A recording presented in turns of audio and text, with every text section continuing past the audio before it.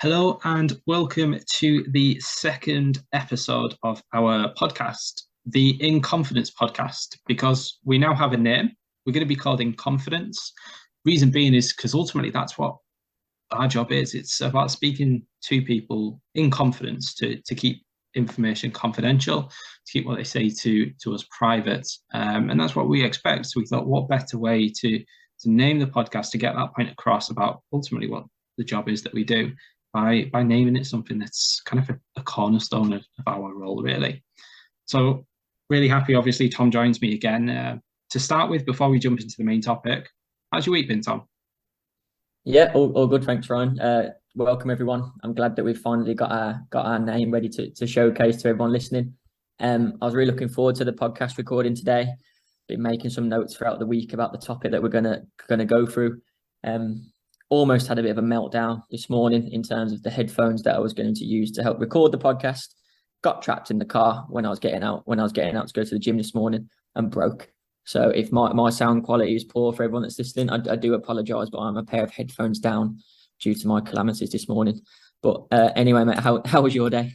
Yeah, I think it just proves that it's real life, isn't it? That we can do so much as sports psychologists, and then life happens, and headphones get trapped in car doors, and you have to use all the coping skills that you've got. Or lack of, I would have said this morning, yeah, lack of, Yeah, definitely. yeah, definitely. Probably same stresses, really, different reasons, but same stresses. Being that spent kind of the week marking, discussing dissertations, kind of for the third year, so that's obviously quite stressful, something that I've not been through before. So that lack of experience is completely different to working with athletes. But yeah, that's been quite hard to try and rationalize kind of what makes a mark and kind of why that student sits there on that marking framework. So yeah, different stresses than car doors and gyms and stuff like that, and fighting with parking coins. But no, it's not been too bad. I know, Tom, you mentioned kind of the topic you wanted to speak about today. Do you want to just mention that, just name that? Yeah, so just for clarity in terms of the conversation we're going to have moving forwards today, before this podcast, me and Ryan floated around a few different subjects that we wanted to cover across the series, and one of the ones that consistently came up was fitting into the environment as a performance or sports psychologist. I think traditionally in most of the roles that you may sit in the sporting world, you can quite often be a sole practitioner in that particular role, surrounded by usually really highly skilled multi, sports science department, which I think is really important. But I think the psychological role within the sports science department is quite different to all of the other roles that are going on around you. So I think fitting in and how we fit in, and actually do we need to fit into this particular environment, is a really good place to start this conversation, I think. But would you like to go with your experiences from there, Ryan? We can kick this conversation off. Yeah, definitely. I think we probably kind of relate some of the elements we spoke about in the last episode. So if you've not heard that one, definitely check it out. But some of the elements we were obviously speaking about, kind of what to wear. There's a key element of fitting in based on that for like kind of the uniform, the equipment, the boots or trainers, shoes that we were discussing definitely has an influence on this. But I know we were thinking about fitting in regards to kind of how you hold yourself, some of the body language elements, maybe even just kind of the physical presence, but also what you say. Again, we'll end up working in lots of different sports. Each sport has its own terminology, and that sometimes can be quite a challenge to fit in. And again, as Tom mentioned there, quite rightly, you said about should we even fit in? Do we need to? And I think hopefully that's going to be a question that we discuss throughout this conversation today. That it might not be that we come to a finite answer, but we can definitely discuss some perspectives on that. Tom's laughing as I say that, so hopefully we'll provide some information. But again, we're not necessarily answering that question at all. In regards to fitting in, then, kind of, Tom, what are the key things, the key behaviours, the key characteristics you kind of want to demonstrate maybe in the first few weeks, few months of going into a new environment, organisation, or working with a new person? I think for me, it's being able to be personable, both with the staff that you're going to mix with ultimately and share your colleagues with, and then also the playing group or the athletes that you'll be working with. It is, for me, to the beginning, just that building of relationships and sort of showing your authentic self without going too far away from that to make sure that you're fitting at all costs, because in my opinion there is a cost to fitting in. Like if you lose your authenticity whilst doing that, it might be really difficult for you to get it back. So I think in the beginning it's been really comfortable to be really personable, build as many good relationships as you can. I think for me, in my opinion, working in the football environment to begin with, I go staff first. I don't necessarily like to rank them first or second, but I think for the purpose of this conversation, it might be important. I think staff first, and being able to provide your worth within that staff group in terms of just being a nice member of the team to have around, being able to provide the knowledge that you are supposed to have when called upon is an important element to that. And then I think just being around the athletes or the playing group and just getting to know little bits about them and how their day has been going, dropping into conversations and little groups here and there, has been really beneficial for me moving forwards. So it won't surprise you when I say it isn't anything groundbreaking that you have to do. But I think being personable and being able to fit into those different staff and playing groups is really important. I don't think you can just go one or the other and focus on one or the other. It is a bit of a blend, which I now realise is probably a contradiction to my previous point when I've ranked them first and second. However, it is probably a blend of the both, in my opinion. Yeah. I think that just shows like the complex nature of some of these elements. Is that again we can prioritize one or the other, but we'll probably kind of come down on actually no, it's a balance between the two, that they're not necessarily completely different distinctions. That it's about trying to act and interact as authentic as possible, as you've mentioned there, being genuine, appreciating that, again, that's exactly what we expect of ourselves within a sports psych consultancy. And the knowledge that if all of a sudden I'm acting in a different way, say if I'm trying to be really extroverted, really socially out there, outgoing, to try and fit in with a very extroverted group, then at some point someone's going to realise that isn't how I am, because naturally I'm not going to be able to keep up that if I'm trying to put on a performance, kind of wear a mask and pretend that I'm something that I'm not. Someone will genuinely catch me out at some point. Someone will see through that. And then I lose face. Then I lose some of the rapport that I've built. Maybe then I lose the trust, the confidence that other people have in it. Maybe they start questioning about why I was trying to do that. I'm guaranteed it's a lot easier for me to come across as me and know what that looks like than try and put on a different act. It probably goes the other way as well. Going into a sport context, whether kind of football, rugby, cricket, wherever, the likelihood is, as a practitioner, I'm going to, yes, know about sports psychology, but I'm going to go into an environment where I actually don't know the ins and outs of that sport. Even if I think that I do. Let's take kind of running or football, which were my childhood sports. 100% I'm going to be in rooms where people have way more knowledge than I will ever have about that sport. And if I'm very extroverted, very outgoing, I'm trying to draw this center of attention to myself, then all of a sudden it's going to be a little bit weird for them. That I'm probably going to cause some friction, because all of a sudden they're like, well, who are you? And what do you know about our sport? So therefore, there are going to be times that I don't necessarily need to put on an act and be a little bit more introverted, but maybe have to pick and choose my moments of when to speak. I'm not saying one or the other. I'm just trying to get across and describe maybe these differences of how different personalities might have to bend slightly. We're not forgetting who we are, but maybe there are different situations where you might have to just bend slightly to fit in. Definitely. And yeah, I think you'd agree, Tom, that if you go really kind of hard nosed and go, no, this is who I am and I'm just going to be that, the likelihood is that you're going to get more friction. And within these environments where it is important that you are part of the collective and don't just stand on your own, that not bending somewhat is going to be a real issue. Yeah, and I think that kind of relates back to my previous point about building relationships with the staff group and building relationships with the playing group. So you may have, using the exact point that you just made there, say if you weren't prepared to bend slightly or to potentially adapt in a slight different way. So your core beliefs and values remain the same, but that little bit of bending or stretching you might need to do to fit into the staff group you've decided not to do, for example. That could mean you're really well connected with the playing group or the athletes that you're working with. However, if you're then separate, completely separate, because you weren't willing to bend and adapt to fit in with the potential staff group that you're working with, or the multidisciplinary department or sports science team, whatever you'd like to call it, you could probably find yourself in a bit of bother within a few weeks of that point, because ultimately you're trying to find a blend of the two, in my opinion. And a lot of the time it will be them other staff members that can potentially gain you access to the players, or you may need to work with to collaborate on a project to help an individual support a team. For example, you might need the physio, you may come across the analyst and do some work together, you may speak to the nutritionist and do some work with them in order to benefit a particular player.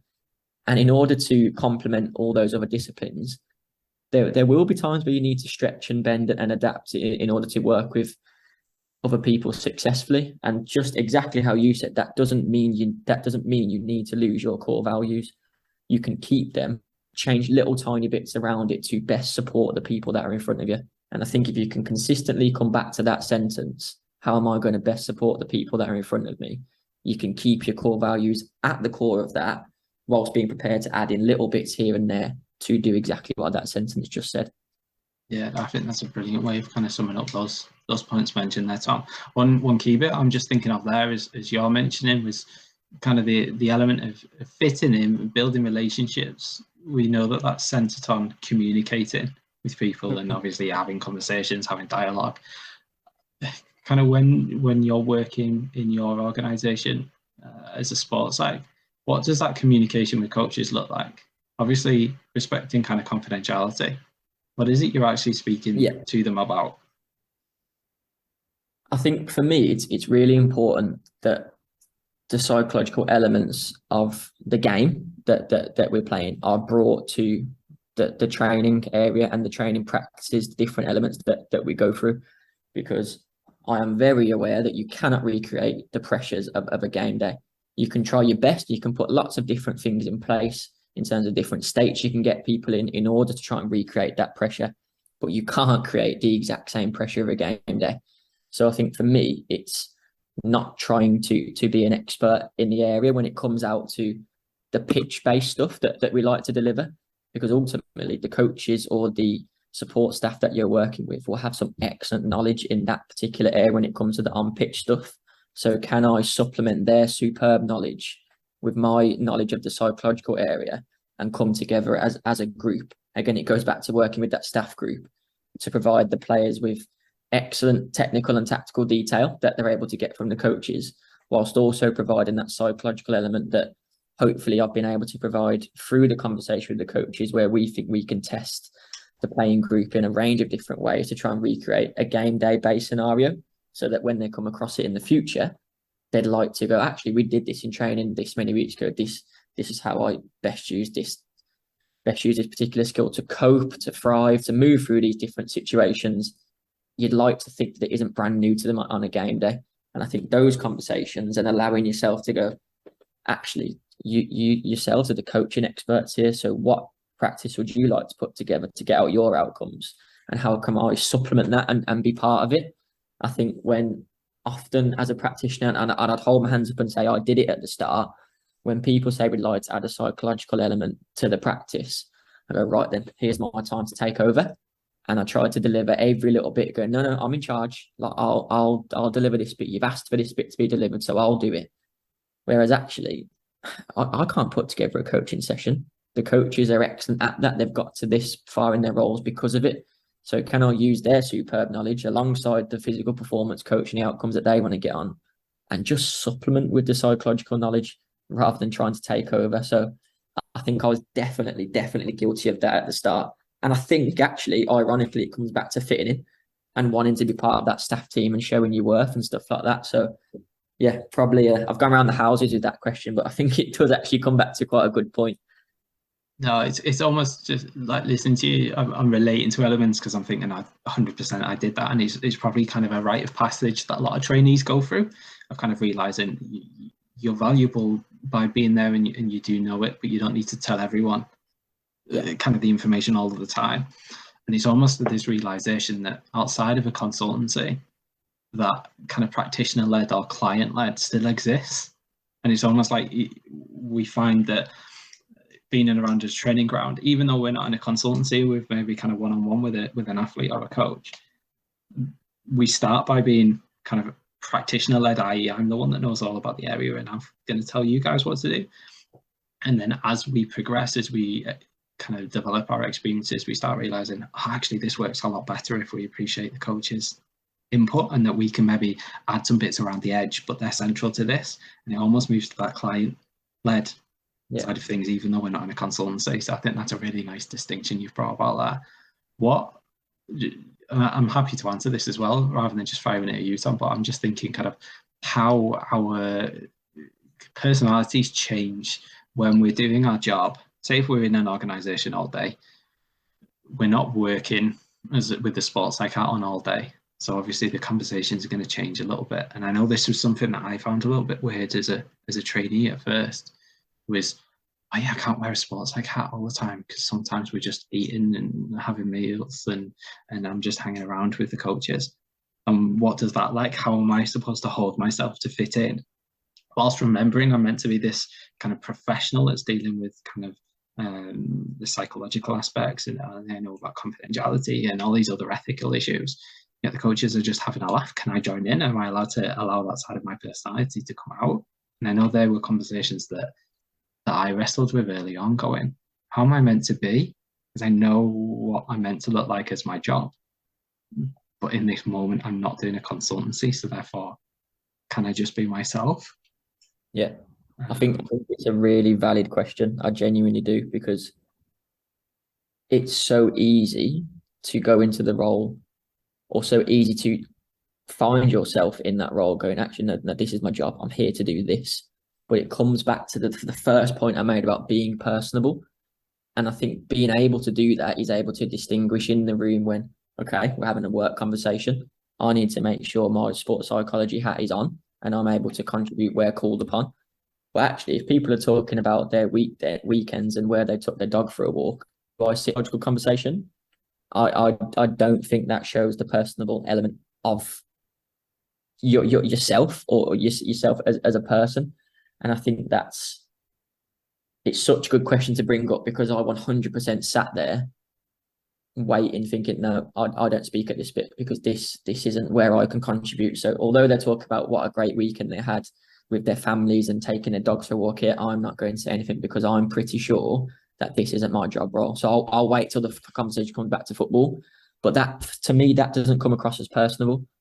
And I think in a role where we sit, where people are at points going to have to share quite difficult information with you, private information with you, or information that will make them feel vulnerable, if you haven't demonstrated that personable side, whether it's to staff or player, you may struggle to get that buy-in to actually have that conversation, which I think is hopefully an important point to make. Yeah, what I'm going to do, I'm going to ask something, Tom, and I'm going to buy myself some time because I'm going to think about what my answer would be. I'm just thinking in regards to like disclosure is ultimately what we're speaking about, kind of personal disclosure, how much we tell people about our own lives, kind of either in consultancies or outside of it. Where maybe is the limit for what you would disclose to a coach or an athlete, or is there one? I think, and it's a clever move to buy yourself some time here, because that's a tough question. Yeah. I think the limit or line depends. If I'm being brutally honest, so it depends on the relationship that you've got with player or staff member. It depends on the appropriateness of the information you thought you were going to share. So, for example, if a staff member mentioned to me that they were potentially struggling with a certain element of their practice, is it fair for me to, once I've listened to their information, say, actually, something similar has happened to me previously in my role, or this sort of thing, where people may not have known that information? You're still talking about your professional roles as a pair, but you may have provided some information to that staff member where they may be able to see you as a little bit more vulnerable, that you've had the struggles that they might have done, whether it could be fitting in, it could be to do with delivery, it could be to do with the amount of time you're spending in the environment and not having the access to the family and friends and partners that you might want. And I think showing that little bit of vulnerability and actually providing that little bit of insight to, again, remain personable to that person and that conversation could be quite important. But I do think it definitely varies. dependent on who you may be speaking to. So you've bought yourself enough time now. Say what your answers now needed. Yeah, definitely. I can't just say ditto either, can I? And just go, yeah, what Tom said. So yeah, no, I definitely think it's based on, again, the context, the actual specifics of that relationship, I think are key, alongside kind of what the actual topic is. But it almost steps into like some of the realms of, I've faced this before, or some of the personal disclosures within consultancy, I think can be really, really helpful. Yeah, we don't want to take the lead and make consultations or consultancies all about us. When we're speaking to an athlete, we obviously want to have them take the lead, allow them to tell us what they're experiencing. But I think some of those personable elements where we're like, oh, you know, actually, I can't appreciate what it's like to walk out in front of 30,000 people. Yeah. So I can't relate to you on that, but actually I do know what it's like to give that presentation to 100 people that I thought was really daunting.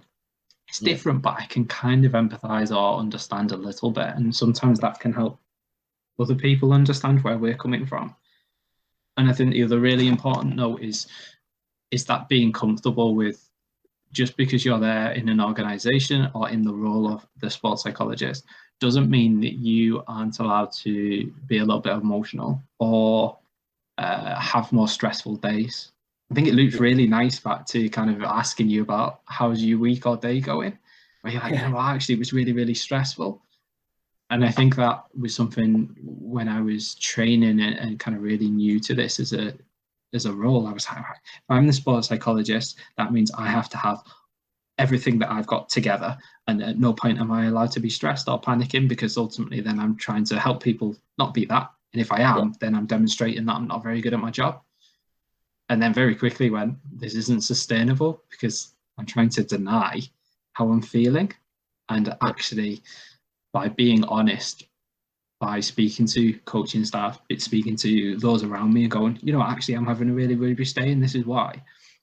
It almost improves that rapport and that relationship. It strengthens it, because suddenly people are realizing that they're actually happy to be vulnerable, and that brings people together.